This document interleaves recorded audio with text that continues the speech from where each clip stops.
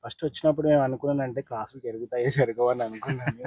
ఎందుకంటే ఇంత పెద్ద యూనివర్సిటీలో ప్రొఫెసర్ ఉన్న తర్వాత వాళ్ళకన్నా సో మెనీ రెస్పాన్సిబిలిటీస్ ఉంటాయి. చెప్తారో చెప్పరో అనుకున్నాను. కానీ మిగతా డిపార్ట్మెంట్స్ నా గురించి అయితే తెలీదు. మా ఇంగ్లీష్ డిపార్ట్మెంట్ అయితే చాలా స్ట్రిక్ట్‌గానే ఉంది సార్. ఓకే. మొత్తం నలుగురు ప్రొఫెసర్లు ఉన్నారు. ఓకే. మార్నింగ్ నుంచి ఈవినింగ్ వరకు క్లాసులుంటాయి. ఓకే.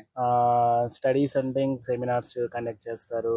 తర్వాత ప్రాజెక్ట్ వర్క్స్ కండక్ట్ చేస్తారు. ఓకే.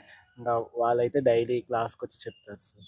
ఇంకా ఓకే. ఇంక యూనివర్సిటీ స్టడీస్ అంటే ఇంక సెంట్రల్ లైబ్రరీ ఉంది మాకు. ఓకే. ఇంక సెంట్రల్ లైబ్రరీలో కావాల్సిన బుక్స్ దొరుకుతాయి. డిజిటల్ లైబ్రరీ ఉంది. ఓకే.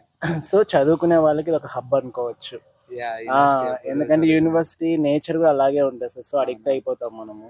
యూనివర్సిటీకి వచ్చి చదువుకునే వాళ్ళు కూడా చాలామంది లైబ్రరీ అవును. ముందు. సో, చాలామంది ఎస్‌వి యూనివర్సిటీ నుంచే గొప్ప గొప్ప వాళ్ళు బయటకొచ్చారు. మీరు గూడా ఆ! అవ్వాలని నేను కోరుకుంటున్నాను. Thank you so much sir. Thank you so much.